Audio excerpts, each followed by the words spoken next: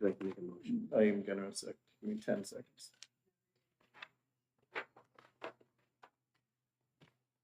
I like to pretend I think it's off. I'd like to make a motion of ought to pass. I'm sorry. I'm just thinking already there. Motion to move into executive session. Second, all in favor? Aye.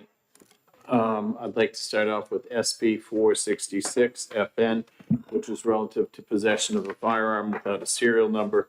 The problem being that law enforcement has pointed out people are incentivized if they steal a gun and scratch it out, they'll be charged with a lighter sentence than for having a stolen gun.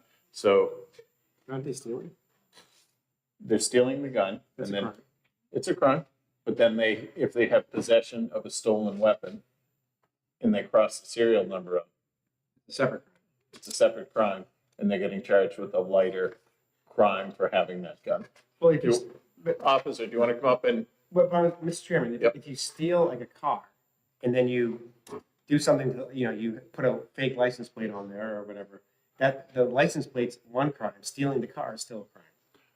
Officer, can you help me out of my conundrum here? Thank you. Apologize for that. My name is Officer Agres from Merrimack PD. The issue that we have here is that in that scenario that you were just given, when the serial number is filed off, we do not have a way to confirm whether the gun is stolen or not. So if you steal a gun, file the serial numbers off, you can't be charged with that stolen gun if we can't confirm it's stolen through NCIC, and the way that we do that is through those serial numbers. Do you have a question to follow up with me? I understand if the serial number's been filed off, to then prove that that's the gun that was stolen from the person, the rightful owner, it's a harder case to prove.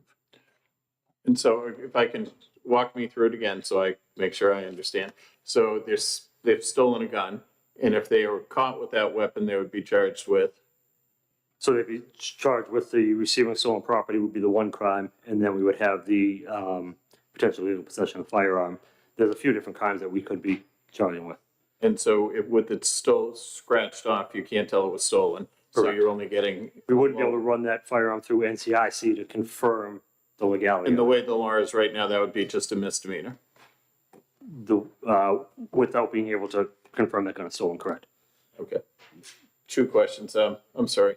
Senator Alshler. Thank you, Mr. Chair. My first question, are you introducing this amendment or no?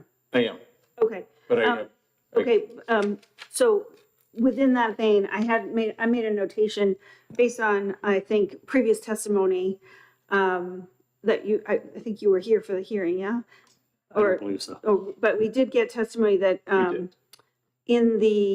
on line 3, to add in where it says no person shall change, alter, remove, et cetera, Yep. to, I have a notation that we, after shall, put in possess, because I think that was some of the issue, is that it's the possession of having something that's been changed or altered or obliterated, right? So I believe Do that's we what have to some of put that in there? the question was, and this was a new rendition that just came out, or a new amendment that just came out, but Yep. that's covered in line 8 where it says possess any firearms.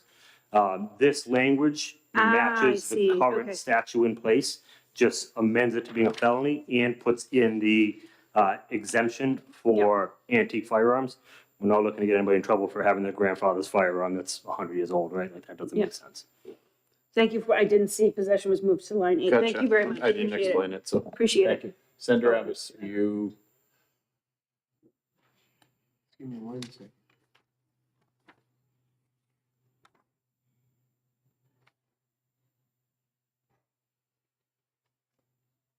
So, I know it's only presumptive evidence. Yep. I see that. That's the existing law. Is that correct? all we're doing is adding the Okay. antique firearm exemption, and we're making it a Class A felony. So I understand, misdemeanor. if I can ask a question, I Sure. understand the intent of what this is trying to do, but for anything else that's stolen, like a television set, a pedal bike, things that don't have serial numbers on it, I mean, those are able to be proven. People are able to get convictions on when those are stolen, right? So I'm just wondering, in this case, I can appreciate, what this is trying to do, increase the penalty here.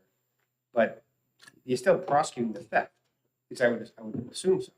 Well, we have to be able to prove the gun's stolen to prosecute the theft. But how do you prosecute a stolen bike? Someone steals my kid's bike. I mean, Yeah, well, they're difficult to prosecute, but a lot of times we have other investigative stuff that we can use. We can match up. Bikes are a little bit more unique than a firearm.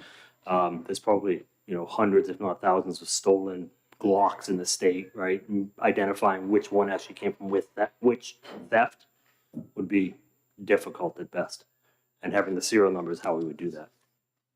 So if we don't do this, we're incentivizing people to, let's steal the gun, because then we can cross out the signature. We're entering guns into the criminal world. If this exists, that gun is going to be a felony, so people won't want to have this gun. That's what we're trying to do here, right? Right, what we're trying to do is not incentivize somebody to remove the serial number in order to be charged with a lesser crime. Follow up? isn't stealing the firearm itself already a felony? That's what I'm just trying to wrap my head around. Jim, Mr. Chair. Yes, I'm sorry, Senator Reardon. I didn't see you over there. Thank you, Mr. Chair. If I might, if you know that there was a theft at a home on Main Street and that certain firearms were stolen and you have the serial numbers of those firearms, and then that firearm shows up someplace with that serial number, you can then link that person to that theft. Potentially, at a minimum, we would be able to charge receiving stolen property. You might be able to then identify them to be involved in that theft. That goes through the investigative process, but you would need that serial number, really. If that same criminal holds that gun with a serial number that's been filed off, you don't know if that was a birthday gift to him or something that he stole from It would be that house. extremely difficult to investigate that further. Thank you. Thank you. I'm going to go forward and introduce, which I guess I haven't, Amendment 1018, which is the amendment for SB 466. Do I have a second on the amendment? Senator Reardon? Second. Yeah, we need a motion on the bill itself. Oh, I already had the motion on the bill. I know. So on we the did bill that. itself, I need to vote, correct? Okay. So on my motion of ought to pass on the underlying bill, all in favor? Mr. Chairman, Yes, am I doing it wrong? what you want to do, there's a motion about the, Yep, now, at this point, I believe you would want to offer the amendment. thank you. So I'll offer 1018S. And we've discussed the amendment, I believe, We may discuss it out of order, but out of order, but we have discussed it. So I'd go for all, yeah, Sarah Reader's just getting her amendment. Oh, there it is on top. I'm sorry, okay. it was in So front I'm of me. going for ought to pass on my amendment first. we're adopting the amendment. Yes, all in favor of adopting 1018S? Aye. Aye. And now moving Ought to pass as. as amended on 466. Second. All in favor? I get a second from Senator Reardon. All in favor? Aye. Opposed? I will oppose this but I will with hesitation. I appreciate the with hesitation. Thank you. 3 to 1. Can I still go consent with 3 to 1? Yes, you can, Move consent? with the approval of the person that has. I will, I wish to voice my concern, I will take it off consent. I will support consent. Thank you. All in favor of the consent motion? Aye. I will take the bill out. Thank you. I did. I skipped around. 4, 6. Okay. Consent.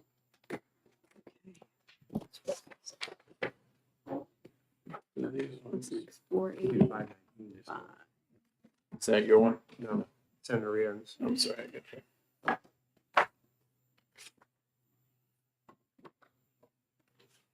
Are we doing 485? I'm making ought to pass motion on 519. Senator Reardon seconds. 519. 519. Oh, I'm sorry, I went out, it's your aerial, You- We're going to 45. I'm happy to go to it's your drone. I 519. went to, 519. Hold on. What did I do? 519, we are going to do that one next? yeah, I'm making a motion of ought to Okay. pass on your bill, I'll second that. Senator Reardon has an amendment. She which sure she's going to does. introduce. Senator Reardon, I want to thank you for all the effort you put on this and one of the other bills. As I've heard from many sponsors on Can- many of your bills that you've been hired to work. Can I move amendment number 2026-0962S? So yes, you may. Do you want to speak on the amendment? I would love to speak on the amendment. The amendment changes the existing bill in a couple of ways and in two different sections of the statutes, both in the criminal code, the further section of it, and then also in the creating a new section 507J. So the first thing the amendment does is you'll see starting on line 10 on page 1, The drones right now. it adds to the definition of surveillance that it does not intend to include the capturing images when the drone operator is using it for legitimate business purposes unrelated to surveillance and then inconsistent with FAA rules. So that is an amendment to the original bill in the definitional section. The next section of the bill was about exceptions to the use of drones and the prohibition there. And we had just kind of a laundry list in the original bill that didn't explain much. And we expanded those exceptions to describe more about law enforcement use. You'll see at the bottom of page 1 of the amendment. And then on page 2, starting 3, inspections done by fire departments in accordance with their responsibility. And then starting on line 5 was where most of the business response to this bill came. And it was from utilities like Eversource, wireless providers, dam operators who use drones to survey their critical infrastructure facilities. So it's an exception for their monitoring, inspecting, and maintaining the facilities. We took out some kind of onerous pieces in there about notice and how long they can keep their records. Starting on line 8, property appraisals were in there before. Those records are generally public records, so I left in the identifiable people needing to be blurred out of those. And the same thing on, starting on line 15, drone footage that's used for environmental emergency assessments, left in those same conditions to either blur or get rid of those records. 20, insurance companies use drones a lot, not only for underwriting, but for claims adjustments, investigations, and that kind of stuff. And then lastly, I heard from the railroad owners who, in fact, use drones for monitoring, inspecting, and maintaining their railroads. So I added them into an exception that wasn't there before. And that really is the gist of the amendment. So as I think I said when I first introduced the bill, it's meant to get at the hobbyist drone operator that can creep over somebody's fence or backyard and stuff like that, and to give exceptions to legitimate business purposes for it. Thank you. I appreciate all your efforts. All the stakeholders have been impressed with all your efforts, and I don't think you left anyone out at the end. By the end, they all were. I'll there. find out in the Senator House. Carson. Thank you, Mr. Chairman. I also would like to commend the senator for all the work that she's done on this. But this is pretty extensive, and we just received this amendment. So I know that I would like to have a little bit of time to look this over. And I'm wondering, Senator Reardon, if we can not pass your amendment today, but bring it in with as a floor amendment. I think it'll give the rest of us some time to take a look at it. And you can certainly bring it in as a floor amendment. Is that something that you would be willing to do? Thank you. My only question would be is it has an FN on it. Mhm. And just as long as we're within the rules of getting an FN out of a committee, we're good. We are. Senator Alice, go ahead. Just one question too, and to review between now and when we vote on the floor on this. Page 1, lines 28 to 30. Although I support that that being an exception to allow law enforcement to use a drone, it says countering a high risk of a terrorist attack by a specific individual. Specific individual, one, I mean, sometimes it can be a joint effort, not one individual. It can be like a terrorist organization, but also like determining high risk, it has to be determined by the United States Secretary of Homeland Security. I guess, do we want to limit our law enforcement to the discretion of the federal government? I don't know, I'm just saying like, because if you want to then ever use this at a state level in a prosecution, you have to meet that standard. So Is- on page 2, line 2, Oh, it's, it says performing other law enforcement duties. So if you were doing an investigation or some kind of pursuit, that, that would cover everything. I mean, it's- I don't see it centered on page 2, line 2. Is it? page 2, line 2, I might have the wrong small amendment. g. I have the wrong amendment, I think. Oh, they gave us the wrong one. That's Okay. why everything was confusing. Okay, I'm sorry, Sandy. 0962 is the Gotcha. amendment. go- okay. All right. I'm not criticizing the language in the sense, I'm more wondering if, I suppose what you pointed out on the second page would cover that, but you may want to clean that up so you don't run into motions to suppress at a criminal prosecution. Basically, saying the surveillance didn't follow this procedure.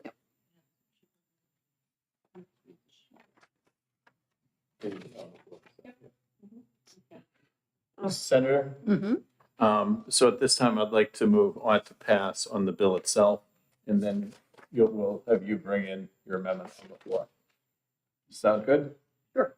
Okay, do I have a second? I have a second from Senator Abbott. Second. Thank you. All in favor of approving the bill, say aye. Aye.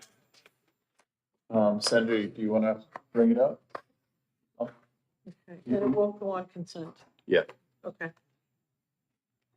You heard that, right? Not on consent, but, okay. Nope. Awesome. She can bring it in. We're good.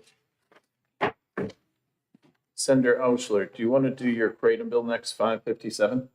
Sure. Yes. So I'm gonna come forth with an ought to pass motion on 557, and you can, do I have a second, Senator Reardon? Second. Okay, and you can then tell me about your amendment. Okay, so everyone's got an amendment. I have mine. Thank you. It is, I just can't find my folder. Okay, so the amendment is I'd like to introduce amendment 0991S. And after discussions with some stakeholders, there's some concern about the most concerning part of kratom is the 7-hydroxymitragynine. However, the most concerning bit of that is when it is manufactured in a synthetic form and Semi-synthetic as well. semi-synthetic.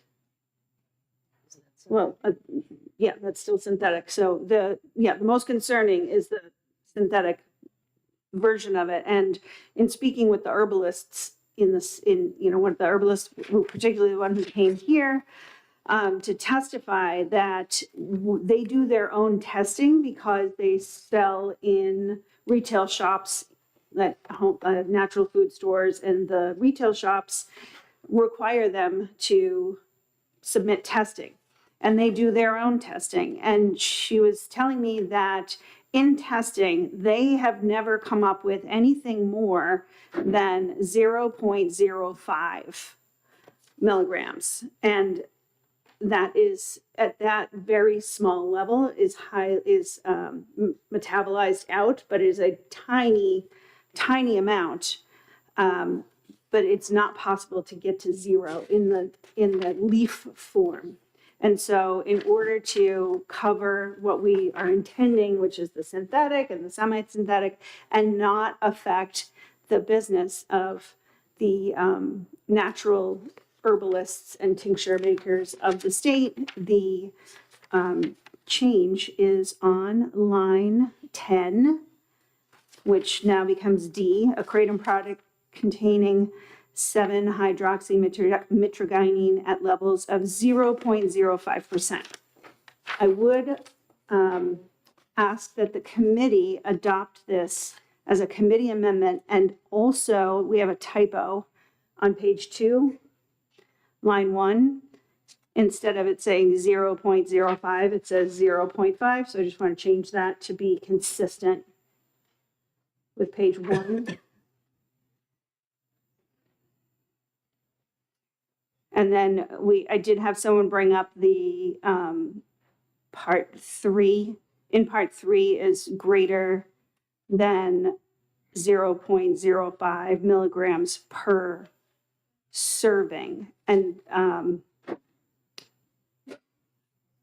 I wouldn't mind if we could leave that as is, and if there needs to be a change in the house, I don't think so, but leave that.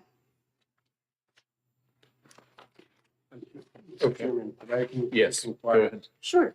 The testimony from the physician, I believe he was from Dartmouth, for this committee, recommended that if we do anything, Yes. synthetic, or use the language semi-synthetic, which he explained the difference. I'm not going to try to Okay. I'm not going to try to get into what that difference actually is, because I agree synthetic is synthetic, but you want to include semi-synthetics. I think the net, basically, I remember I have that was his recommendation to do whatever, underlying policy aside, Yeah. to add this semi-synthetic to the meaning of synthetic. Did you, so on line 14 of the amendment where it says, or any other synthetically derived compounds, do you think that would cover what his explanation? Like, does that, Are you on? the amendment? Line 14, this one right there, other, I would just add, do you well, think there needs to be I semi-synthetic? would put any semi-synthetic form, because I don't have any objections to that, I just want. I would, whatever, yeah, that's just, it was his recommendation, and Yeah. I wish he was here to Yeah, help me out.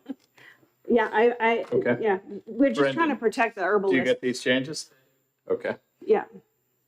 Yeah, that's fine. I Okay. don't have a problem with that at all. So amendment 0991S with the changes Senator Auschler's just made. And Senator Abbas, you want on line 14, right? Yeah, I'm not sure if that should not appear in other places, because the underlying bill, page 2, line 14. So this is the underlying bill, page 2, line 10 has what synthetic means. So I would have to line that up with the amendment, but.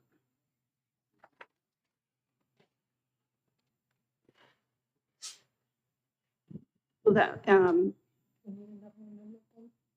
don't know if, because we have, 14 has synthetically derived compounds, is synthetically derived compounds in that original.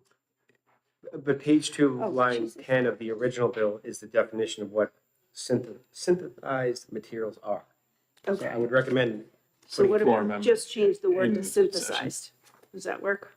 Senator, what if we do a floor amendment Well, I mean, during we- session? We're so close. We're so close. I'm gonna Let's lose just some of do the it. senators at 2, so I'm trying to Okay. move quickly. Can we just take both mine and Senator Abbas's, and if we have to do an additional floor amendment, we do? Because I think we've got a good committee amendment. And Sure. Brendan's got it. I think I I'm just good need to with know that. where that semi, you want it. anywhere decided. it says synthetic, or you can just write or Anywhere. semi-synthetic. Right, You good with that? Good, okay. yes. Okay, Anywhere synthetic is. We're good with that. so amendment 0991 as amended here Yes. in committee. amendment. All in favor of the amendment, say aye. Aye. Aye. Senator, did you say aye? Yeah. Okay, didn't hear you, I'm sorry. Okay, moving forward with the bill as amended, all in favor? Aye. Oh, second. Yep, and Senator Ashley, you'll take this on. Yes. Can we move consent? Well, no, we want to change Well, the we'll pull things. it off consent if we have to do another full amendment. I wouldn't put it on consent. Okay, good enough. So, great, okay, so All we'll right, stay we're where we're running the clock here. Okay, we're moving to SB 626FN, which was mine. It was restricting the right to know requests. So the idea was that our towns are getting inundated with requests from out of state and out of the country, and they're paying a lot of money to answer these requests. So we were limiting it to citizens of New Hampshire. We're limiting it to people who own land. You might be a resident of another state, but if you own property here, it would include you. There's exceptions for the press. There's exceptions for, anyways, the idea was if you have a connection, if you have a business, you'd be entitled to the 300 and something requests I think we made a few years ago. 250. 250 requests, which could be voluminous in each request. You'd be entitled to those. And let's see what else I want to talk about here. So we're protecting our citizens, so they have a right to know on all this information. We're not denying them anything. Anyone with a legitimate nexus to the state, press and others will have the information. And I think it's a good idea. It came to me, it wasn't my idea. It's the municipal associations wanted this put forward. Senator Abbas. Mr. Chairman, do you have an amendment that you're offering? I do. I have amendment 0728. You need a copy? Sure. It's on here. Oh, Yeah, it's right on your desk. you got it. So I'll give you a moment.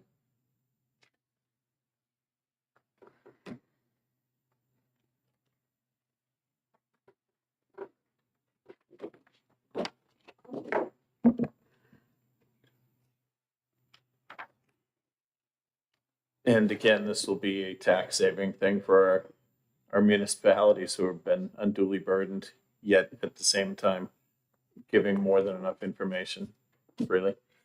Go ahead, Senator. Thank you, Mr. Chair. So I'm looking at amendment 0728S. I believe that's And- correct. Yeah, okay. And something that came up in our discussions when the bill was first presented are business owners. So Business owner has, if you have a business, you're doing business in New Hampshire. yeah, Or Are you they- have a business here. but are they covered? So where- you're all set. What line is that? I'm sorry, Senator Ritter. 13? So on the amendment, I don't see it. end of line 13, and employees of businesses with their principal place And- of business in New Hampshire acting on behalf of their employer are exempt from the domicile requirements. Yep. Wouldn't the business owner want to be? Every business is considered their a citizen, so they would have. Okay. They count as a citizen. Got it. We good? Got it. Let me see. Okay. All in favor of the amendment, say aye. Aye. Opposed? Oh, wow, that was great. All in favor of the bill as amended? Mr. Chairman, I don't think this would include a business owner. I'm reading it fast. But it says, What? No, but she could explain one thing for me. A business counts as a citizen, or am I mistaken? Sarah Burke Cohen from the New Hampshire Municipal Association for the record. So the way the statutory scheme is set up, the statutory definitions include a person is defined in the statutory scheme as both an individual, a natural person, as well as a corporate or political entity. So saying person in this bill includes corporations or political entities, which would be businesses. Thank you very Thank much. You're welcome. Okay, moving forward with the bill as amended, all in favor, say aye. Just, I'm sorry, Sorry. one more question Sure. before we move forward. So in, Since I got, yeah, Paul. line Yeah. 13, Yeah, but at the top of 12, so there's a comma, attorneys licensed to practice law in New Hampshire requesting on behalf of a client. What about attorneys who have a client in New Hampshire? Like, I'm just thinking, but have a Massachusetts attorney, like, or a Maine could- attorney. They're they'd not, be able to act in place of the person. it says that the lawyers have to be licensed in New Hampshire. And the client can technically be out of state, as it's written. So how do we, That can be. Sid, go ahead. Although I did not propose that language, my understanding of the inclusion of that language is twofold. It allows for anonymous requests to be made under our Sensabella, which is the New Hampshire Supreme Court case, allowing anonymous requests to be made via an attorney. That's my understanding of some of that language. And then my understanding is it would require it to be a person barred in New Hampshire, and I would defer to whoever added that language to answer it further. Mr. Chairman. Yes. It does apply to an attorney who's licensed in New Hampshire, Yep. and they're making the request on behalf of a client, but the client that doesn't necessarily have to be someone from New Hampshire. It can be anyone, or any corporation anywhere, is the point I'm making, as it's written. So that can be, it's an easy fix. We need to do the easy fix. Wouldn't you think? Yes. It is not my language, so I would not want to comment on other people's language. I didn't include that in the first place. Okay. However, like I said, I think that part of the coverage of a person practicing in New Hampshire is to allow that anonymous request. But I do hear what Senator Abbas is saying, that anonymous request you would think would have to require the client to at least be a New Hampshire resident. But I'm not sure that language says that. As it's written, someone from California can hire a New Hampshire attorney. I understand. So that is a flaw. It's written now. So it needs to be cleaned up to say that they have to represent a New Hampshire citizen, which Well- covers business. Yes, or well, I guess any of the other exempted parties, yeah. Can you write it up the way I just said it? That they have to represent the New Hampshire We business. can also do it for them. Do you want to go now? yes. Yeah, I'll do a floor amendment. Or we could just get rid of it now. Whatever pleases the chair. Do you get good wording right now, or would you rather more time? I would say that the New Hampshire, the license to practice law in New Hampshire, that attorney would need to be representing That's what I want to say. the citizen. Yes. So we can do it right here. Someone who's a citizen. So why would you have to put it in at all? Send her in. Just a practical matter. If I'm a New Hampshire lawyer. Yep. I'm asking a city or town for a certain amount of information and a Yep. right to know request. Does anybody ask me who I'm asking for that information for? In I think- practical purposes, I don't No, think so. I don't think so either. So But they should be. are we trying to cover a lawyer that's licensed to practice in New Hampshire but doesn't live here? Is that the goal? No, I believe what Senator Abbas wants to do is make sure that the interest itself is a New Hampshire interest, even if they're using.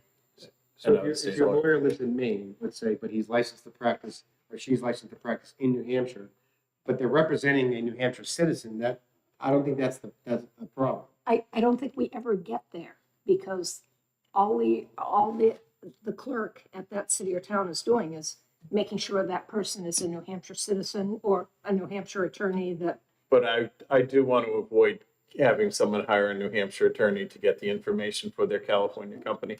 So I understand Senator Abbas is trying to make sure that the person doing the actual requesting, not the lawyer who is just facilitating. that lawyer has a right to ask for that. They're a New Hampshire citizen. What do we care That's who true. their client is? Okay, I will grant you that. They're not necessarily a resident of the state. They may just be licensed in the state. That's absolutely true. That's absolutely true. And just like if you were doing a case, you get another lawyer to do it for you. I think where we're in the weeds, and if we want Probably. to, if we want to make sure of all those things, we're going to double the size of this bill and put all these Sure. conditions in. I'm just pointing it out. Are you relatively okay that I can pass the amendment and then we could clean up anything in the next week that we come to? Okay, motion to approve the amendment. All in favor, say aye. Oh, with the, we not doing any of those changes? No, we'll do the changes we've made to date. I see, okay, Everything we've changed up to this point. as a committee man. Yeah, as a committee. Aye. amendment. All in favor, aye. Aye. Aye. Okay. No. No, 4-1. Mr. Chairman, Yes. you know, at this point, it just seems like it's a little confusing because things are going back and forth, and I do think we have an obligation to our citizens to be very clear about what we're doing, not that, oh, well, we'll fix it later on the floor. I know this is a fiscal note bill, but I would rather get it right. And rather than pass something with the explanation, well, we're gonna fix it later.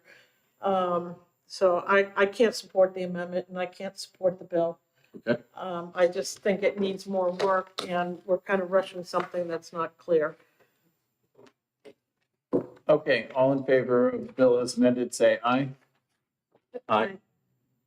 No, 3-2. I'll No. take it out.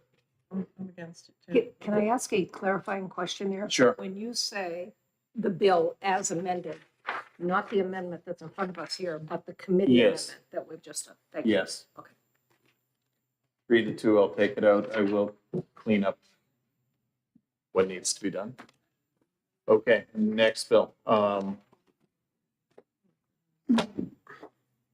gonna move interim study on 667, which is relative to the assault of the emergency personnel.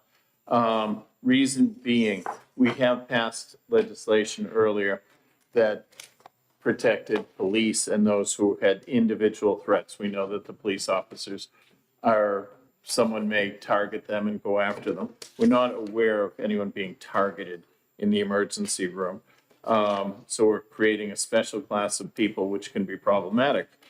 Not only because we're creating a special class, but we're also now, we have concerns for disabled people, people of limited mental capacity being charged. So that's why I have the interim study motion. Other comments or thoughts? Mr. Chairman, I do like the bill. Yep. I I'm understand not, like I'm not confident I have the votes, and I don't think I'm gonna persuade anyone going the other direction. we would have another class and another class teacher should be a class. We made a special class because we were aware that people out in the street, police, firemen might be targeted. Then we take it further and further. I appreciate the nurses, but I don't think they're being targeted. I think their job, by the nature, you have mentally ill people, you have people under they can't form a mens rea to actually do this crime. So I don't think they should be included along with police who are specifically being targeted. I heard your thoughts. Other thoughts? Yep. Thank you. Senator Mr. Carson. Chairman. Thank you, Mr. Chairman. The concern that I had with this bill was the fact that most, if not all, hospitals have their own security. And so it just kind of left it open here. How is their own security going to react here? Or is it, you're going to have to call the police every time that an assault is alleged? So, I mean, I just don't think this bill is ready to come forward at this time. I think it needs a lot more work. And I would hope that the sponsor of the bill would work with hospitals a little more and tease out a solution here rather than, bring something forward. We do know that sometimes nurses and doctors are assaulted in emergency rooms. But I'm just concerned that they have already security there. So how is that going to work? So that's my concern. You can refresh me. We passed warrantless arrests, correct, before? Yes. And So it's more, there's laws in the books which just aren't getting utilized. Is that That correct? could very well be the case. Okay, thank you. So I have an interim study motion. All in favor of the motion, say aye. Aye. Senderavas, your nay? Okay. Nay. 4-1. Move consent. Second. Okay, All right. okay. All in favor of the consent motion? Yeah, that's Aye. it. I'll take it up.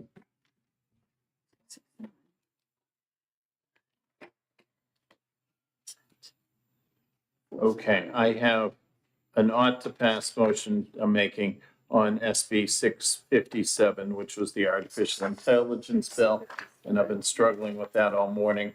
Other thoughts on I'm sorry, 650, I'm sorry, what's the motion? 657. It was Perkins Coopers artificial intelligence bill. And the motion is, Is ought to pass, but I'm open to your thoughts. Senator Reardon, your thoughts on the bill. Thank you. I like the bill, but, the definitional section that we have starting, page 3, lines 11 through 27, through 23 are very broad, and seem to include maybe more than what we need to include there. Any audiovisual, textual content generated, or it goes beyond artificial intelligence, I think.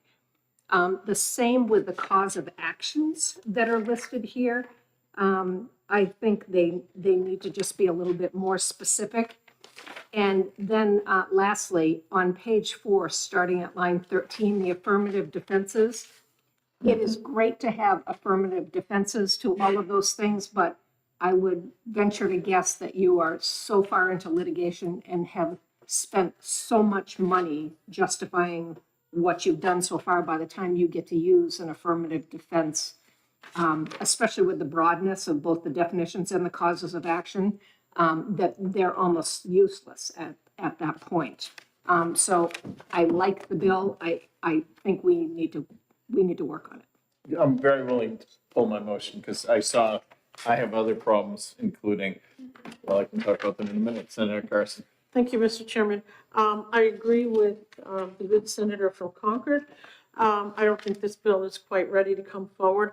And I'm wondering if I can offer a committee amendment that would replace it with beginning on page 2, line 5, running through line 5 on page 3, which establishes the commission. Yep.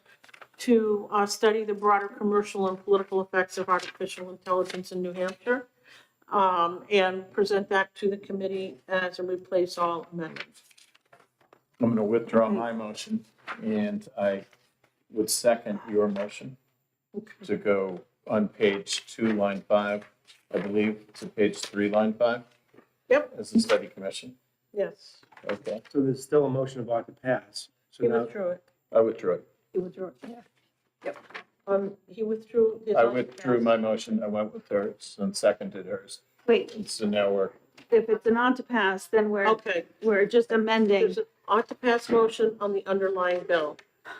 I am proposing an committee amendment that will be a replace all that will comprise, beginning on page 2, beginning line 5, going through to page 3, ending on line 5, which creates a, it doesn't go to line 5. In fact, it goes to line 3. That is going to create a artificial intelligence oversight commission, and use that to replace the bill.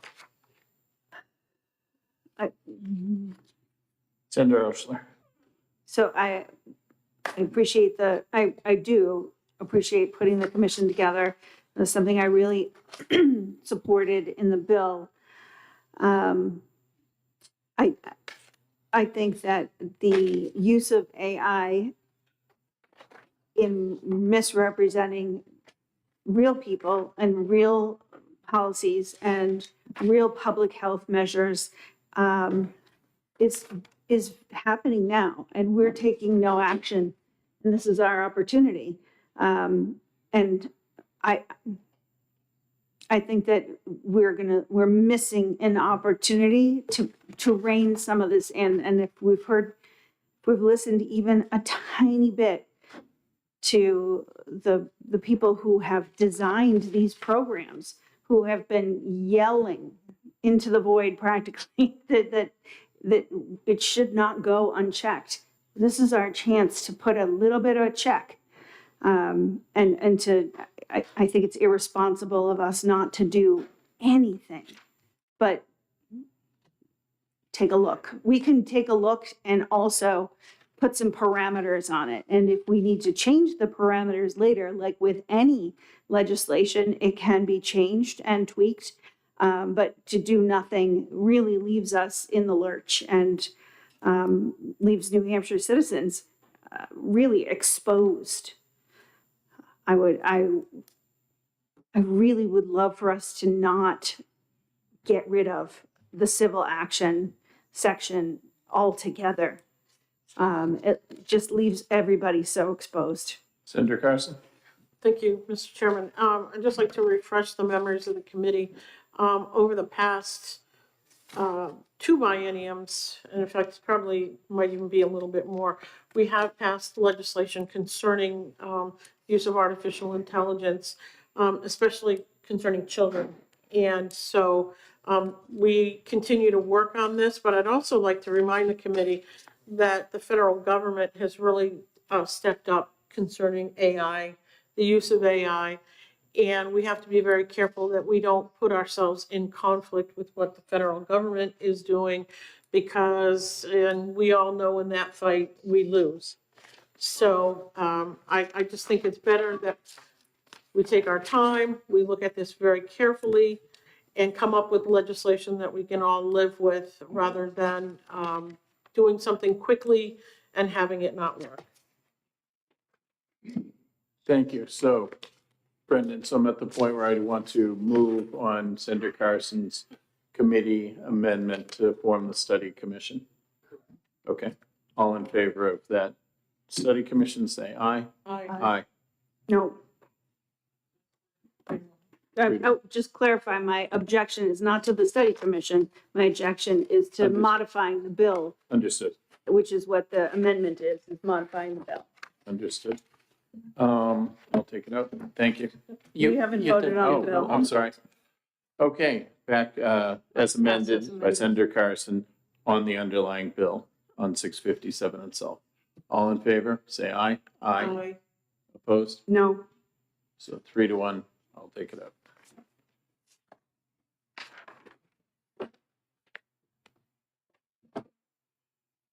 We could create, we got artificial intelligence, we've got emergency rooms.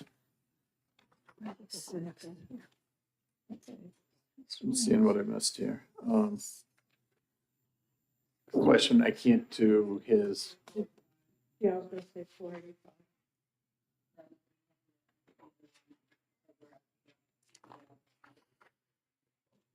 oh yeah, just, okay.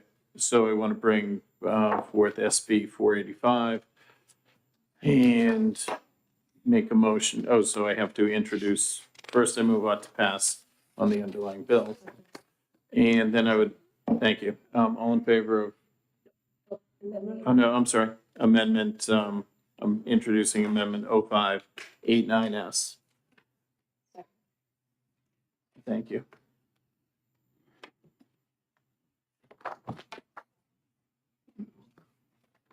I just need 30 seconds. Could you repeat that amendment one more time, please? What's that? What the amendment number is? Yeah, 0589S. You should have it on the desk. 0589S. Thank you. Got it. Thank you.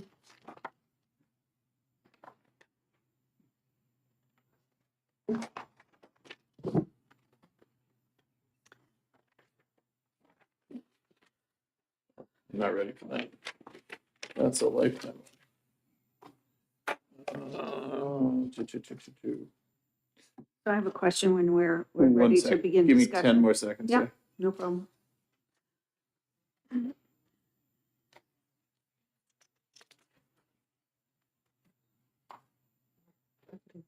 2:15. Okay, I'll be quicker. Okay, so Senator Lang's bill, where's my amendment? Sugar.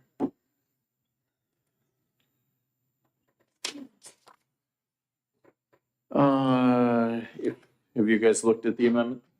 So it's a cleanup amendment for various articles from the Liquor Commission. And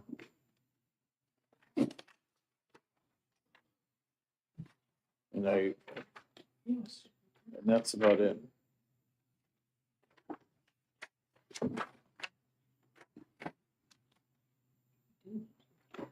All in favor? So, Yeah, oh, I'm sorry. Go just a ahead. question, this is, I may refer it to council. this is just with respect to the off-site, like a day license, correct? The off-premises licenses?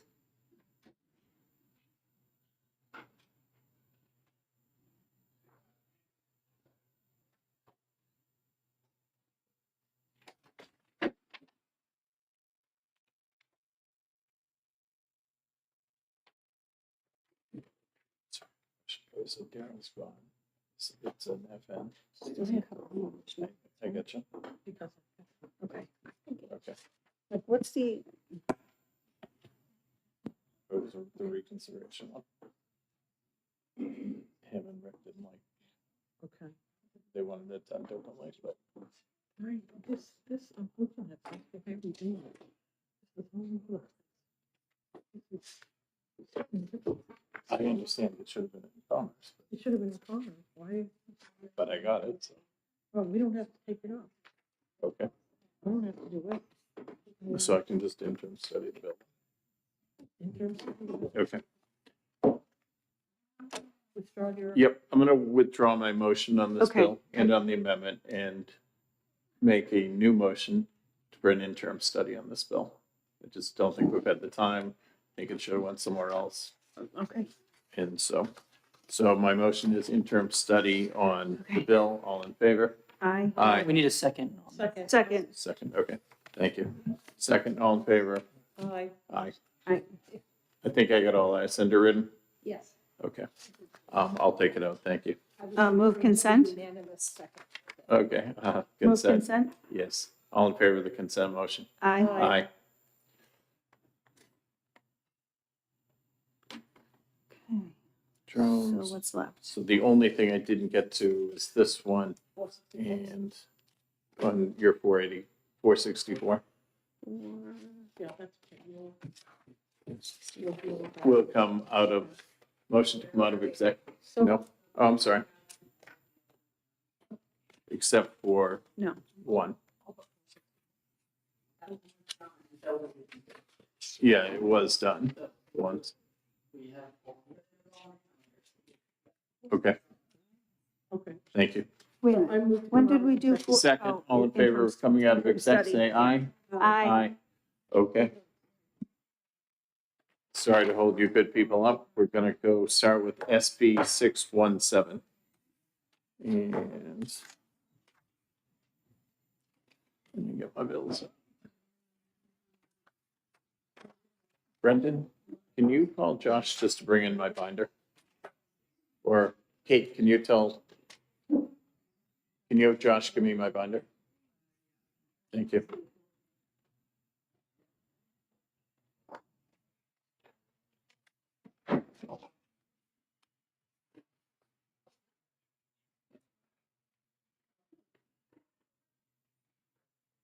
Oh, 617. Is anyone, have they shown up? Okay, you approach.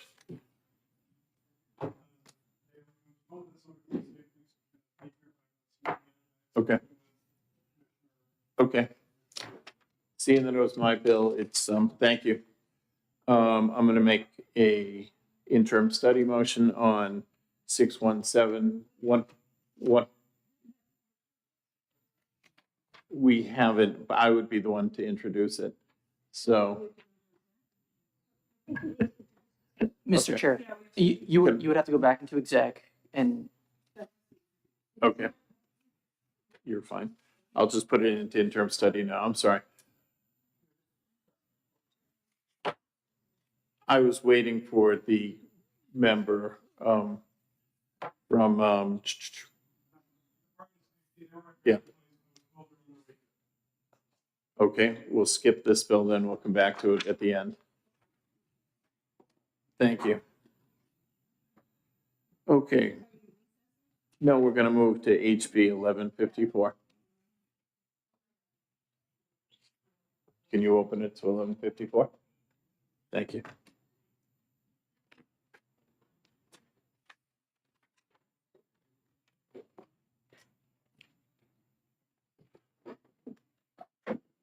One before.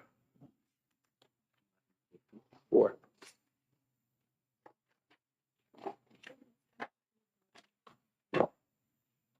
It's 1172.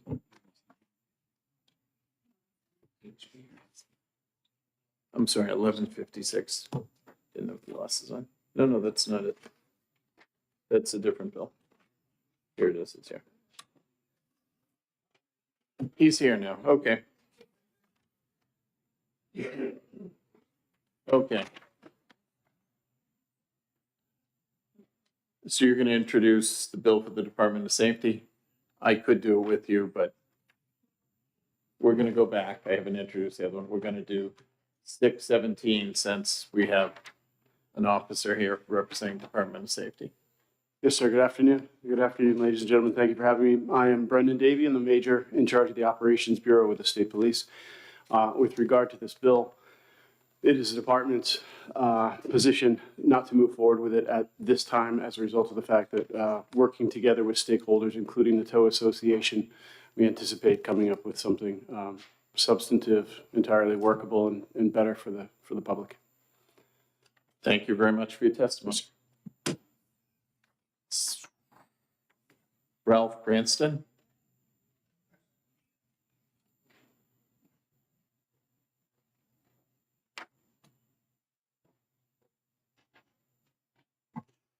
My name is Ralph Crester. I'm president of the New Hampshire Towing Association. The association is opposed to this bill. From the language of this bill, and there's a lot of changes that we've been working with the Department of Safety in the last 2 or 3 weeks that hopefully we can fix this problem we have going on. Maybe next year. Mr. Chairman, members of the committee, for the record, Pericles Frutis, representing the New Hampshire Towing Association.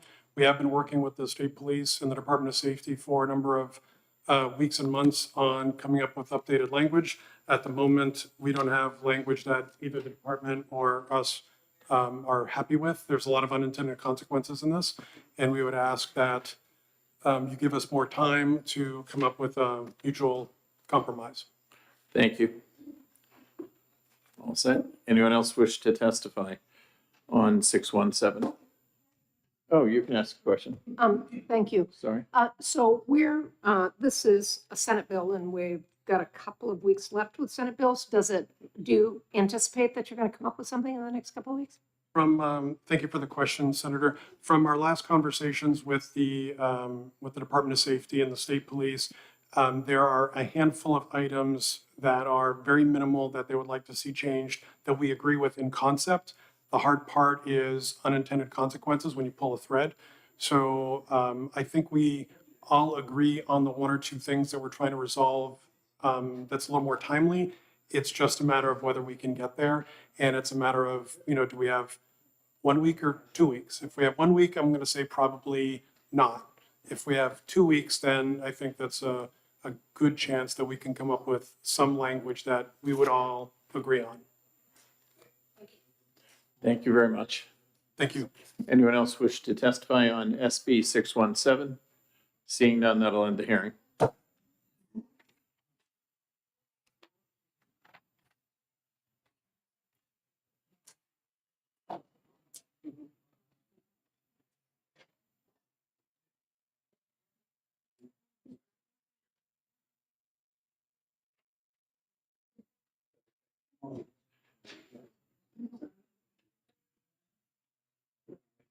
Is Rep. Walker in the room? There you go. Come on up, Representative. How you doing today? Just turn our little red light on, and we're ready to go when you are. Thank you.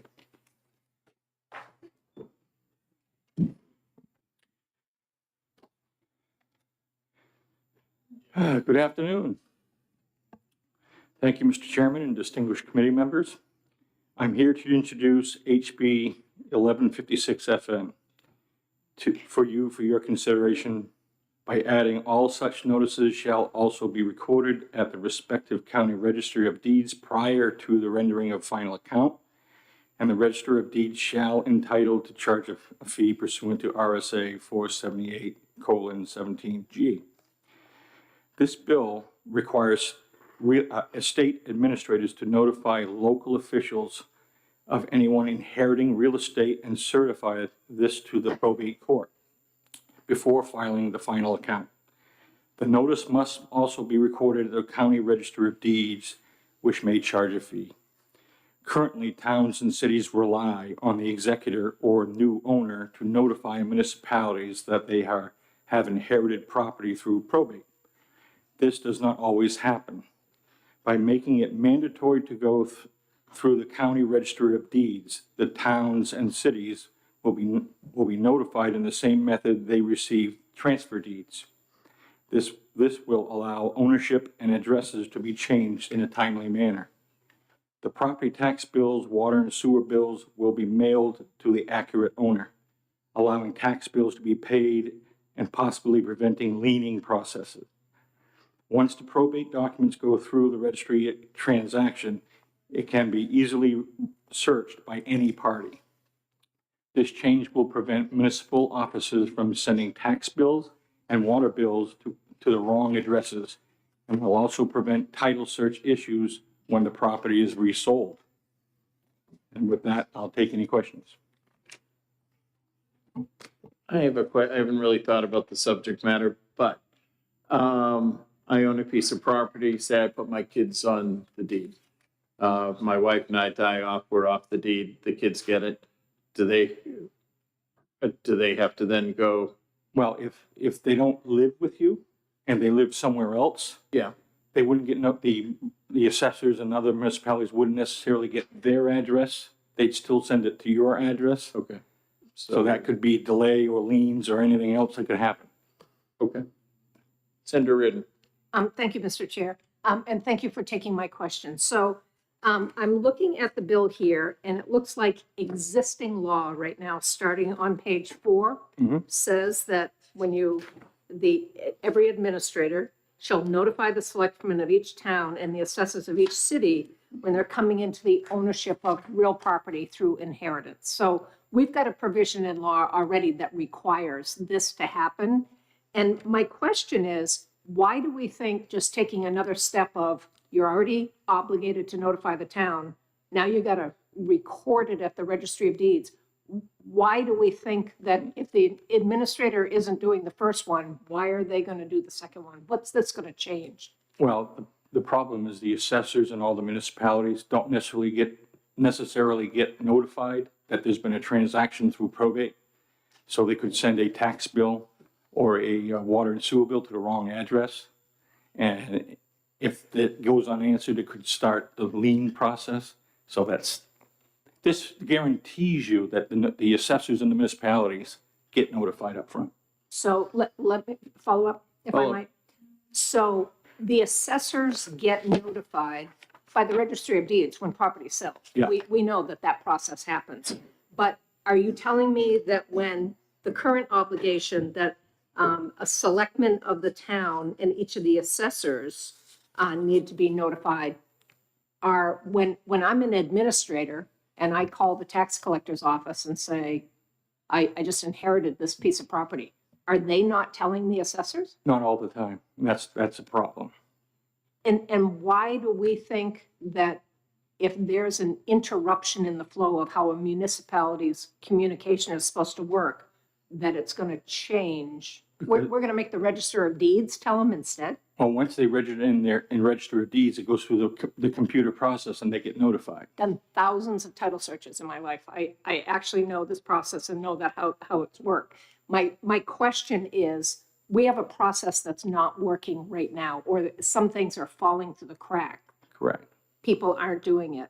Why are we adding another process, another step? So now an administrator that's not telling a town who might not be telling the assessor about this, we're expecting that same administrator to now, just because we write it in a statute, to record it at the Registry of Deeds, and we think that's going to fix the problem of no notice? Well, it would, because then the assessor's office get notified, but So the problem right now is the assessor's office isn't getting notified in the existing statute. So we're just adding another step to that same Correct. statute and thinking that's going to fix it.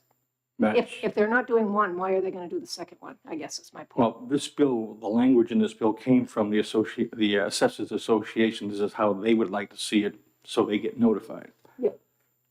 Okay, I'm done. Thanks. Understood. Senator Oshler? No, Thank you, Mr. Chair. My computer was not loading, and I just wanted to ask you how it went in the House, but I see that your committee, or I'm not sure if you're on the committee, but the committee gave it a 14-0 Yep. thumbs up, and it passed with a voice vote on the floor. That's Correct. Yes, thank you. So, Thank you very So much. now we Thanks for your testimony. Thank you. Appreciate it. James McIntyre.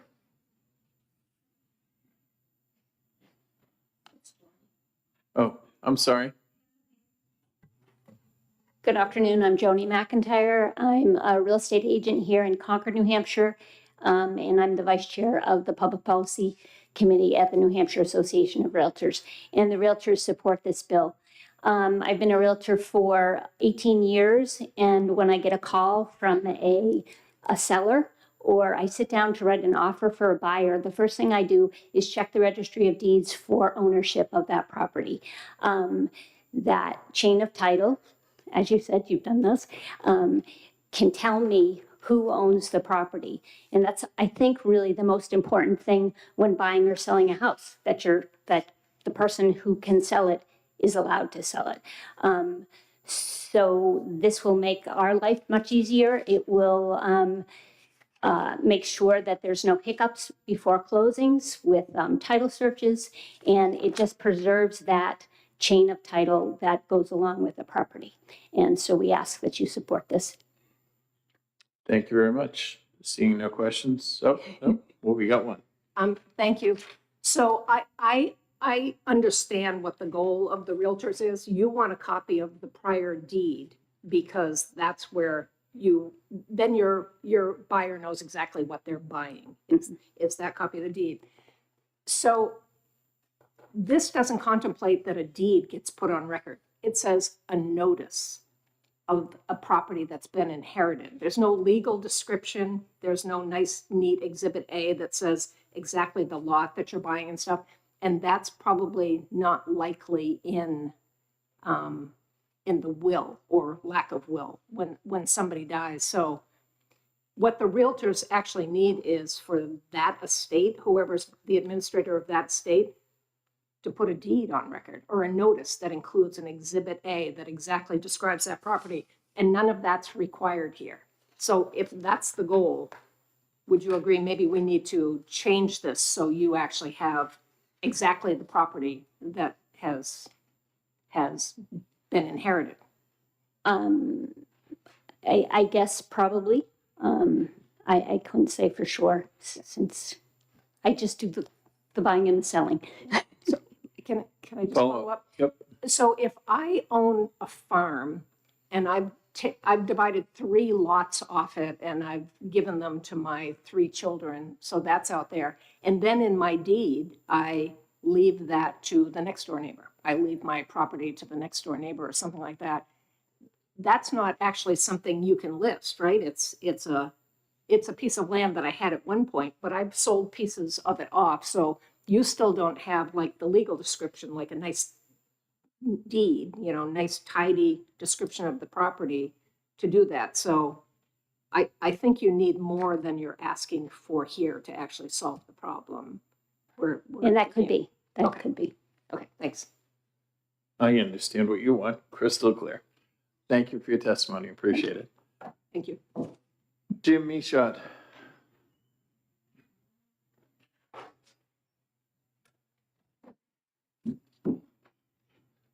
Thank you, Senators. For the record, my name is Jim Michaud. I'm Chief Assessor for the Town of Hudson, and I'm also Chair of the Legislative Committee for the New Hampshire Association of Assessing Officials. I come here in support of this bill, and we sat down with the NHMA and the representatives that sponsored it. We also sat down with the registrars of deeds to discuss this bill before it was filed. And I'm in favor of it for all the reasons that the prime sponsor listed. And I think that having accurate ownership, as many accurate ownerships recorded at the Registry of Deeds, that's the proper repository for ownership. People generally don't go to probate court to find out ownership. They go to the Registry of Deeds. I believe this bill will accomplish that public policy purpose. And I'm here to answer any questions. Do we have any questions? Seeing none, thank you. Can I just say one more thing? Sure. On the notice that's required is the book and page of how that property is currently held. So that is the notice that is going to in turn be recorded at the Registry of Deeds, and that will assist in the chain of title. And that's my last comment. Sounds good. We're all set. Thank you very much for your testimony. Does anyone else wish to testify? I'm pretty sure you did. Go ahead, Brody. Hi, Brody. How you doing? I'm good. How are you, Senator? And thank you for having me today and take my testimony for the record. Brody DeShays. I represent the New Hampshire Municipal Association. This legislation was a request of our association and the New Hampshire Association of Assessors. It's supported by the New Hampshire Municipal Association, New Hampshire Association of Assessing Officials, New Hampshire Association of Counties, and the New Hampshire Registry of Deeds, and also the New Hampshire Realtors Association. So there's a broad stakeholder of organizations that worked on this bill, found bipartisan sponsors, and testified to it in the House, and got a 14-0 ought to pass recommendation from the House Judiciary Committee immediately following the hearing last month. This bill simply amends RSA 554:18-A, which is a law requiring administrators of estates or wills to send transfer proper notifications to the Board of Selectmen and the assessors of a city when this transfer of property happens. House Bill 1156 also would require administrators of estates or wills to report to the Registry of Deeds, which helps municipalities better track where to send tax bills, utility bills, other related bills that they may be sending to the property owners or new property owners, and what property is tax exempt. That's a key aspect too. It's our belief that requiring administrators to record the transfer of real estate with the Registry of Deeds will help local and county officials, decreasing on the administrative burden on local officials, ensuring that the information was shared with the Registry of Deeds and vice versa, that information gets to the local officials so they can have updated and proper lists for where they're sending these bills. New Hampshire Municipal Association worked on language with the New Hampshire Association of Counties, and the idea originated with an individual who serves as a Register of Deeds and on their town select board, who saw this common issue happening where this information was not getting passed on to local governing bodies or to cities' assessors or to the municipality's assessor, and bills were being sent to the incorrect place, and towns were having to place liens on people's properties just because the bills weren't getting to the right mailbox. So this is going to help private property owners, it's going to help municipalities, it's going to help county officials, and it's going to help make this process much cleaner and fairer for everyone involved. And I'd be happy to answer any questions, but I believe Representative Walker and Mr. Michaud of the Assessors Association have probably addressed everything. Thank you. You've heard Senator Reardon's concerns that they're not already doing their jobs. Why are they going to do it now? Have you been listening to? I have. How would you answer her? My key answer would be that when the probate notices from the court go out, it's very likely that the Registry of Deeds office is going to see those things and encourage these folks to make those filings with the Registry of Deeds. Right now, there's no requirement, though. There is a requirement also to be done to the municipalities. Municipal officials are much less likely to be watching these probate notices. So by having these two requirements, and especially this county requirement, that information is going to be transferred from the Registry of Deeds likely to the municipality, because assessors are going to be looking at the updates to the deeds that the Registry of Deeds posts more likely than the probate court notices. So there's like two different spheres where this information is getting shared, and where the assessors are most likely going to be looking at is the registry of deeds and what they're publishing, not the probate notices. So it's going to make it so then those probate notices, that information gets to the registry of deeds. They update those things. They then have their notices, and then the towns and cities might say, oh, we need to get that information to and make those updates on our end and reach out to the administrator of the will or the estate. Go ahead, Senator Ridden. Thank you. Would you believe in the scenario that Senator Gannon gave? He owns his property with his children as joint tenants, and they just inherit the property. There's never going to be a probate file in that case. I would believe that if the senator owns his property in a will or an estate, so that there's some truth to that. We still think, though, that this is going to capture a lot more real estate transfers than ones that are currently being missing. There could still be missing, missing transfers of property that aren't accounted for. That's an issue that the private property owners might have to deal with if the bills aren't getting to the right place, or the utility bills or tax bills. But at least this is going to help clean up the law in a way to catch more property that's being transferred, rather than, having it so it's less. You good? Yeah. Yeah. Okay, thanks very much for your testimony. Thank you. Does anyone else wish to testify on the bill who didn't get called on? Seeing none, that'll end the hearing.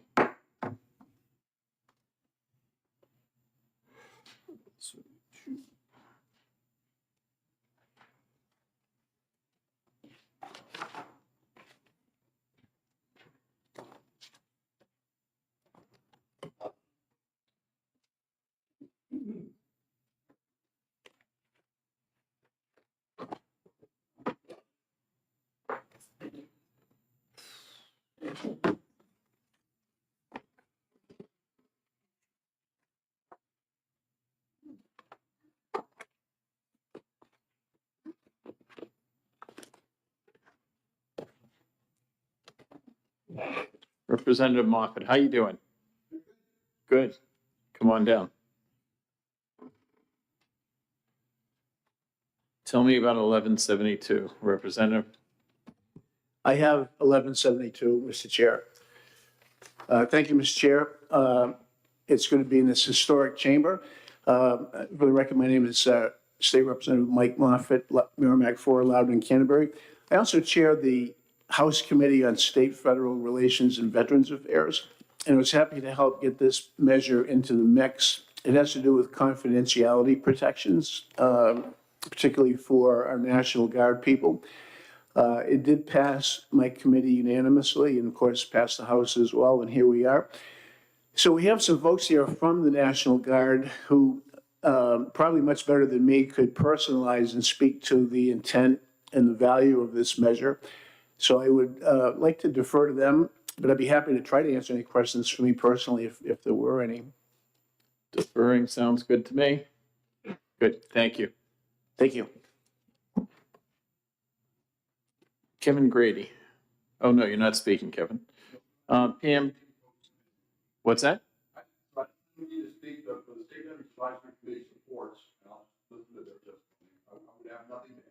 Okay, sounds good.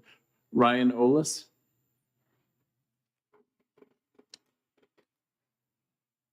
Thank you for your service, Ryan. How long you been in? 14 years, sir. Okay, ever deployed? Yes, sir. Where'd you go? We went to the Jordan-Syria border, Operation Air Resolve, Operation Spark Shield, and due deploy again soon. Okay. Godspeed, be careful. Go ahead.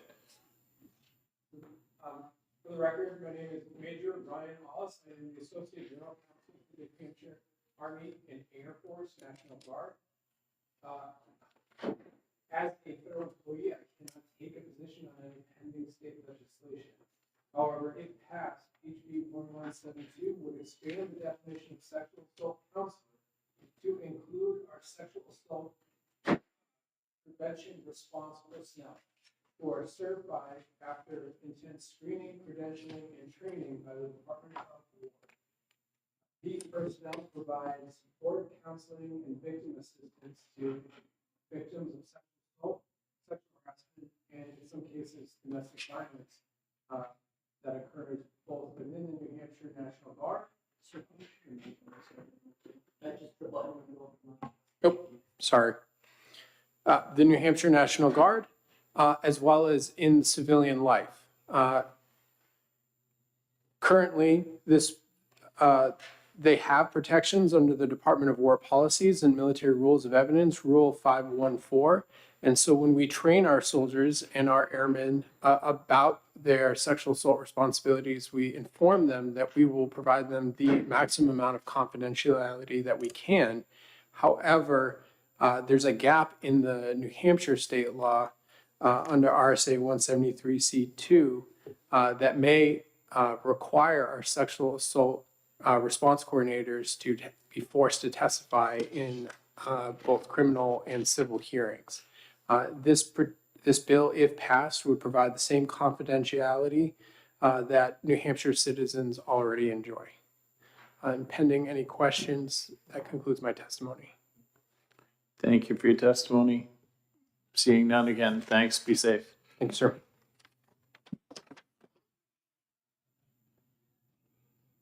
Emily Kroll. Good afternoon, ma'am. How you doing? I don't know, is it snowing yet? Oh, it is. Okay. It is. So we'll be quicker now. I'm kidding. Take your time.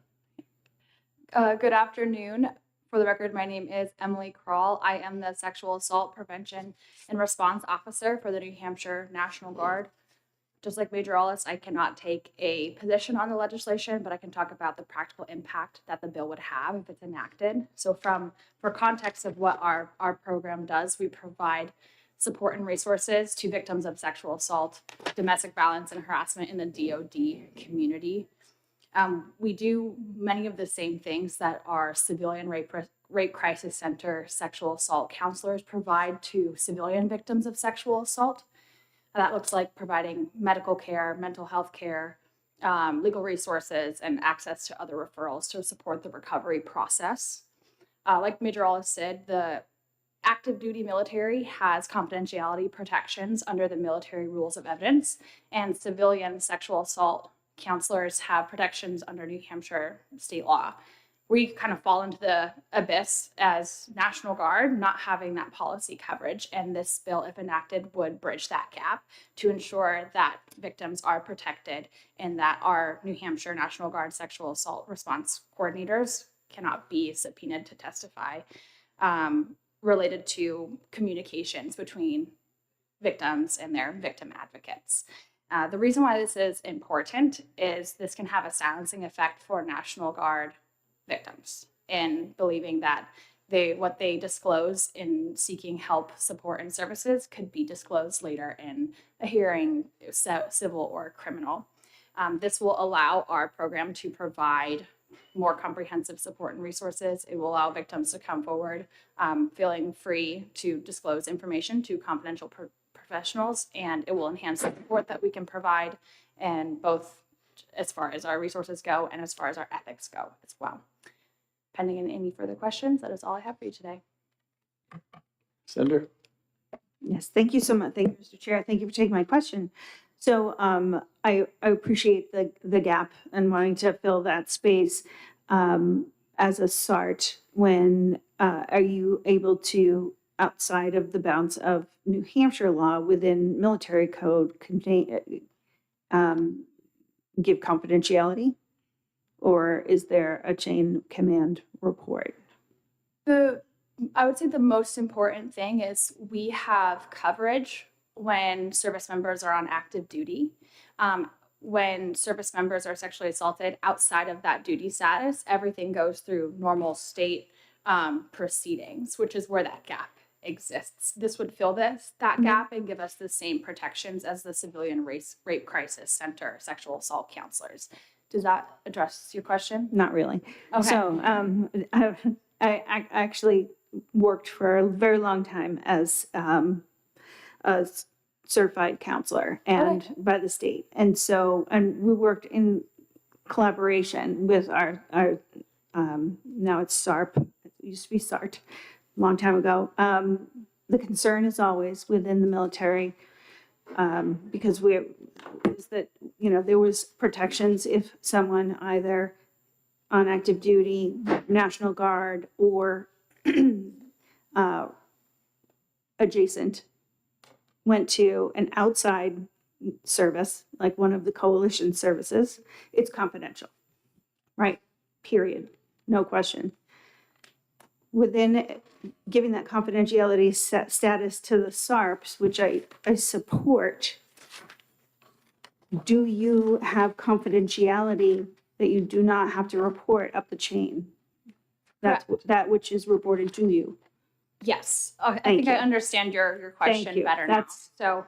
So, how confidentiality works for sexual assault prevention and response professionals is if it's very similar to, say, something like behavioral health or a crisis center. If somebody does not file a report or files a restricted report, which is completely confidential, we do not have a requirement to report up the chain of command or to law enforcement.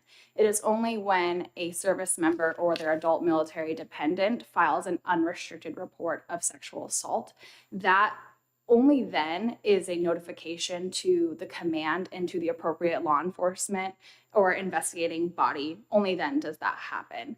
The only other circumstances where we would be considered mandatory reporters is if there is a immediate risk to safety or harm of that individual. That could be suicide or risk of homicide of that individual. Or child abuse, elder neglect, things like that. You can help me. Just walk me through, tell me what we're going to accomplish with this bill. What we would accomplish with this bill is giving New Hampshire National Guard SAPR professionals confidentiality that is equivalent to the New Hampshire Coalition Against Domestic Sexual Violence, Rape Crisis Center advocates, and sexual assault. So they're going to come to you. You're going to, whatever they tell you is confidential and doesn't go any further. That is correct. Okay. The premise behind this bill is right now there's legal uncertainty as to whether or not we could be subpoenaed to testify. This adds added protections with that. I'm crystal clear now. Thank you very much. Thank you. I'm sorry. Go ahead, Yeah. Senator. Okay. Oh. No, I thought it was Reardon who was going first. Yeah, that's why I sat back. Oh, okay. Whichever one. Either order. Okay. Thank you for entertaining another question, and thank you, Mr. Chair. So with a restricted and an unrestricted report, is that at the discretion of the survivor? It is. Because confidential advocates in New Hampshire, which this will then give you that same protections, do not, other than child abuse, do not interfere, do not break confidentiality, period, end of sentence. And it's difficult. So it looks like you're looking for an exception. And I just want to make sure that you're not gaining that confidentiality cloak, but not using it in the same way that all the other advocates in the state are using it and can use it. So are you saying, could you explain the difference between a restricted and unrestricted report? Absolutely. Thanks. So a restricted report when it comes to the sexual assault prevention response program is a confidential disclosure method. So the only people who are notified about a sexual assault report that is restricted, that is an identifying notification, is the SAPR office. Our chain of command is alerted that a report was filed, but not who filed the report, not the name, not the gender, not the unit, and no information regarding the incident of the assault. Just if I'm making a notification, it goes to the brigade or wing commander and our adjutant general. And what that says, hi sir or ma'am, there's been a restricted report filed. That's it. That's what a restricted report looks like. It documents that a sexual assault did happen, but it does not document the identity or any identifying information of that person. That's a restricted report. May I follow up? So with a restricted report,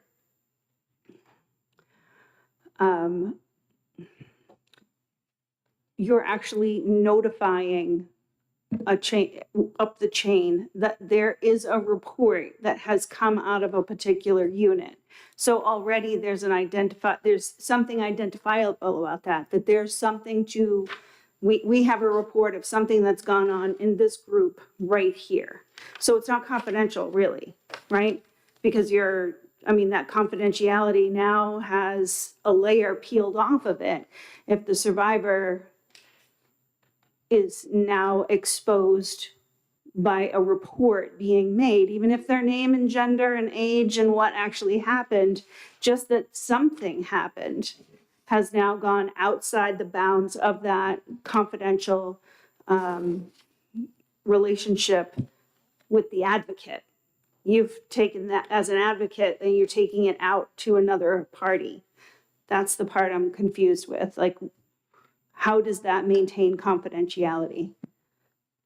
Survivors are, when they come to us and they file a report, we take them through the exact definition of what the confidentiality does and does not look like. For example, when somebody files a restricted report, survivors are informed there will be a non-identifying notification. That notification goes to 2 individuals. It has nothing to do with their name or anything of the sort. It doesn't, and when I say it does these, let me backtrack for a second. The notifications go to only senior leadership. They don't go to the immediate command. So if there is a unit, let's say something happens in our infantry unit and a report is filed, that infantry command is not notified. That notification only goes to, not to the company or battery level, not to the battalion level, only to brigade and the adjutant general. It would be incredibly unlikely for that to be able to trace back to a unit where there's dozens of units in New Hampshire. May I follow up? Yes. So when a survivor chooses to engage with an advocate in your office, before they say anything, are they apprised that this is not necessarily confidential because you will be reporting that a conversation took place and it is going to go to leadership? Are they apprised of that? So I want to be clear that any sort of conversations or communications that happen between Zapper professionals and a victim are confidential until the reporting process. The victims are explicitly provided the information of what that means to them, and they are able to elect to not file a report, to file a restricted report, which is a confidential disclosure option, or to file unrestricted. They are apprised of all of their options, all of the information, and we are able to provide support and information so that they can make the best choice for themselves. Thank you. May I follow up? Yes. So we have the unrestricted, Correct. restricted, Correct. and I'm not going to file a report. So it's 3 options for a survivor to choose. Yes. In any of those 3 in any or all of those 3 options, are you required to notify command that a report has been filed?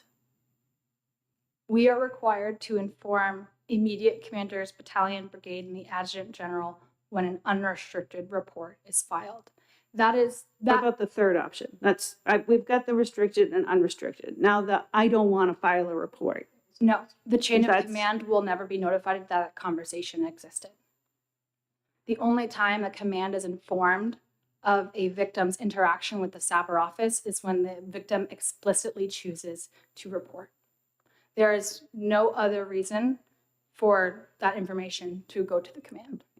And they can choose to not report so that it never leaves the room, right? Correct. And if they choose to report, they have 2 avenues to choose, correct? Correct. Okay, I'm following. Okay. Yes. So nearly every single resource available through the Sexual Assault Prevention or Response Program does not require any reporting mechanism whatsoever. There are really only 2 resources that require an unrestricted report. Everything else that we can do does not require a report at all. The majority of survivors that we support do not file a report. So Mr. Chair, go ahead. if it's unrestricted, does that go to command? They know who filed and what happened? Correct. If there's an Okay. unrestricted report, So that means I want the person who allegedly harmed me to be responsible and action taken. correct. So Okay.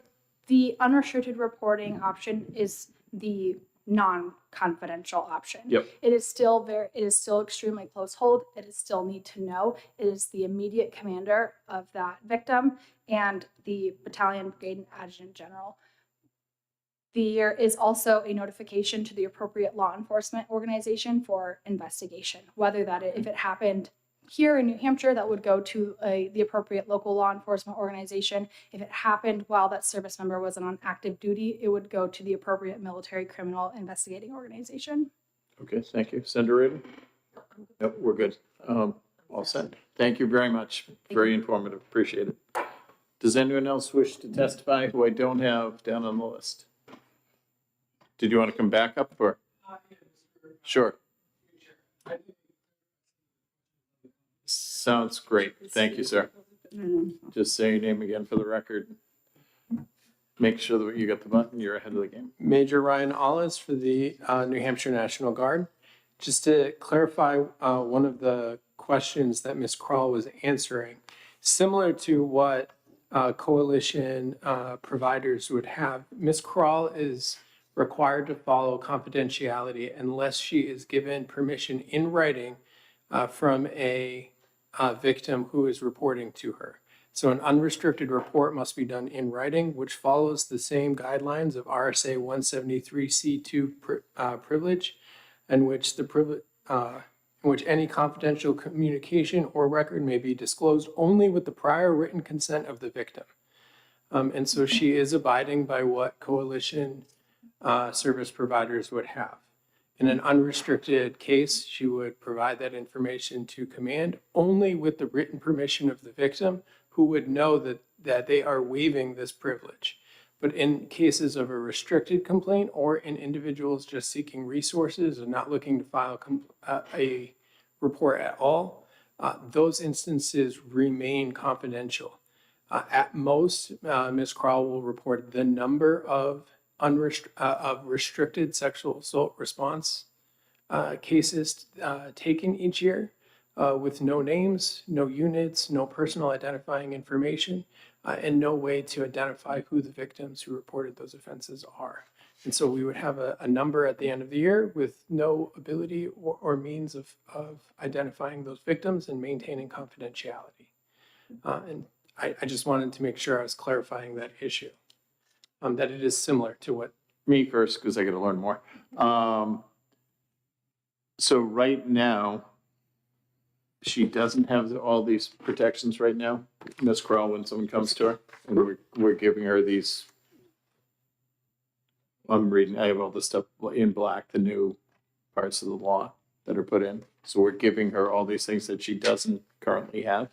She has them in the military and the federal system. However, it's never been tested in the state system, and this is proactive rather than reactive in ensuring that New Hampshire courts and New Hampshire criminal investigations cannot force our SAPR personnel to testify against our victims.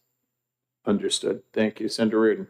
Thank you, Mr. Chair. And thank you for taking my question. And I'm fully in support of this, and I appreciate that you've acted to identify the gap so that there is confidentiality here.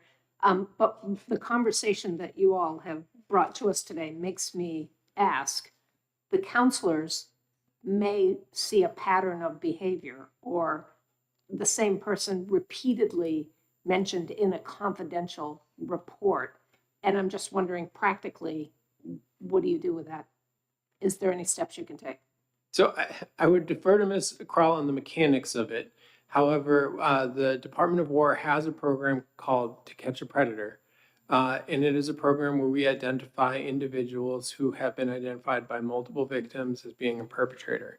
Individual victims choose whether to enter that program and then would choose whether to have that information revealed. Unfortunately, if victims do not want to reveal who the perpetrator is by filing an unrestricted report, we do not have a means of investigating and taking action, because just like in the judicial system, we require evidence We only get that evidence if the victim comes forward. Follow-up one. Is it a breach of confidentiality for you to say to a victim that you're not the only one? I would have to defer to Ms. Kroll. I don't have the same level of confidentiality training that she does. I would suggest that yes, Ms. Kroll would be revealing what one victim said to her and talking to a different victim. But Ms. Kroll is the expert on her own confidentiality rules. I'm really appreciating the poker face she has right now, which that gives me a lot of confidence that she totally gets the confidentiality thing. She is very good. We work very closely. I am the integrated primary prevention workforce attorney as well, and I advise on all of these issues. And she is very good about maintaining confidentiality when talking to me and everyone else. And I have no doubt the rest of her SAPR team do as well. I only discover a case to investigate and report it to local law enforcement, who is our primary source of investigating. So like local towns and state police, only when there's an unrestricted report. Yeah. Senator Oshler. Thank you, Mr. Chair, and thank you very much for entertaining these questions. And my concern and what I want to hear some confirmation or affirmation so that I can feel really good about this, right, is that when a survivor chooses to engage with a confidential advocate, that moment, that space, whether they choose to go forward with any sort of further reporting, but that space is the confidential space. That though that support is being given without fear that it will then go further. And that's what confidential advocates in the crisis centers do. They don't report to police. It is they give the survivor the tools and the support to make their own decisions about whether they want to go forward or not. And I think I want to know that as a confidential advocate, there is no that space is sacred, and there's no pressure in any direction to do anything with that information until the survivor is ready to take it to the next step and ask, like, what else can I do? And I see the head nodding in the back. I appreciate that. Thank you. Yes, Senator. DOD policy, as well as the New Hampshire National Guard, has a lot of regulations requiring victim advocates to maintain confidentiality. And they are given a wide array of resources as well as authorizations. The Adjutant General himself is a strong advocate for maintaining confidentiality within the New Hampshire National Guard and SAPR program. Ms. Kroll has her own office in her own space, but is free to meet with victims wherever the victim feels most comfortable. And in providing resources, all the resources that she provides, there's an open door policy within the New Hampshire National Guard and the DOW that would have Ms. Kroll bring in resources only at the request and with permission of the victim, so that the victim can speak to a chaplain, behavioral health, or any of the other number of resources that we have. They do not go to the command simply to make those resources happen. In fact, there have been instances where Ms. Kroll has come to me without revealing the victim, the unit, or anything, to simply walk through how best to navigate getting around the command, ever finding out about this whatever victim. Additionally, we have processes where we have exceptions for victims to ensure confidentiality. In the military, if you are injured on military duty, you can receive what's called the line of duty, which is the National Guard or the military's recognition that the injury was caused in the line of duty. Sexual assault injuries and trauma caused in the line of duty used to go through the normal process. However, under new regulations and new policies, we now have it controlled by the sexual assault response coordinator to limit the amount of information being shared and to maintain maximum amount of confidentiality for our victims. The goal is to protect our victims unless, always, but protect their confidentiality unless they want to waive that confidentiality and have command address the issue directly. But without that happening, every step is taken to ensure that confidentiality is there. And as I mentioned when I started speaking, the only way that confidentiality is waived is in writing through a specific Department of Defense form. Thank you. Thank you for the clarification. Appreciate it. Very good. Thank you very much. Appreciate it. Thank you. Does anyone else wish to testify on 1172? Seeing none, that'll end the hearing.